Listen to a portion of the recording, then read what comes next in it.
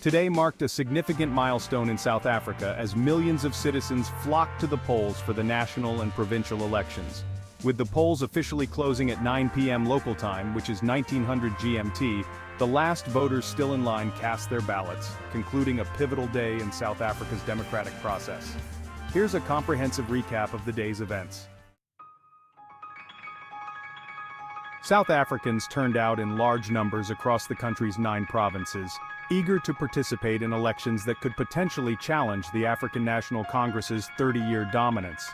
The polls opened early at 7 a.m. and remained open until 9 p.m. That's from 5 a.m. to 1900 GMT. The Independent Electoral Commission, or IEC, ensured that all individuals still in line by closing time were allowed to vote.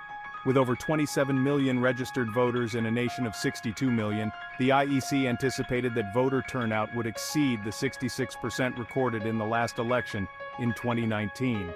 This high level of engagement underscores the electorate's enthusiasm and commitment to shaping the country's future. 70 political parties competed for votes in this election, signaling a dynamic and potentially transformative period in South African politics. For the first time since the end of apartheid, the possibility of a coalition government has emerged, as preliminary indications suggest that no single party, including the ANC, might secure a majority on its own.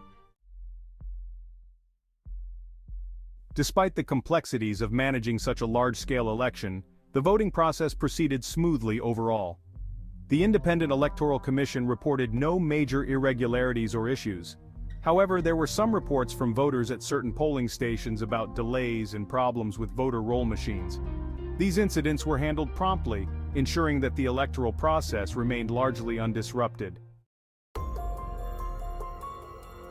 As the polls closed at 9 p.m., the vote counting process began immediately. The Independent Electoral Commission is expected to release partial results by early Thursday, with the final results anticipated by Sunday. The outcome will determine whether the African National Congress will need to form a coalition with other parties if it fails to secure a 50% majority. Today's voting marks a critical juncture in South Africa's democracy. The election results will not only shape the immediate political landscape, but could also herald significant changes in governance and policy direction.